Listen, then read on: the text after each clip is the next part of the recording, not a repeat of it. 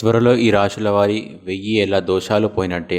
మరి ఆ వివరాలు ఏమిటో పూర్తిగా తెలుసుకోబోయే ముందు మీరు ఏమైనా సమస్యలతో బాధపడుతుంటే వాటి పరిష్కారం కోసం మీరు మా గురువు గారి నెంబర్కి కాల్ చేసి మీ సమస్యలకు తగిన పరిష్కారం పొందండి. ఖచ్చితంగా మీ సమస్య పరిష్కారం అవుతుంది. ఇక వివరాల్లోకి వెళ్తే 1000 సంవత్సరాల తర్వాత ఏర్పడుతున్న అత్యంత శుభదాయకమైన సూర్యగ్రహణం కారణంగా ధనస్సు రాశి వారికి చాలా మంచి ఫలితాలు కలగనున్నాయి. జీవితంలో కొన్ని ముఖ్యమైన విషయాల్లో ఈ రాశికి చెందిన వ్యక్తులు విజయం సాధిస్తారు. శని యొక్క ప్రభావం వలన కొత్త పనులు ప్రారంభించే అవకాశం ఉంటుంది. కార్యాలయంతో పాటు సమాజంలో కూడా రాశివారు గౌరవాన్ని పొందుతారు. వ్యాపారస్తులకు కొత్త అవకాశాలు వస్తాయి. కుటుంబంలో సంతోషం ఉంటుంది.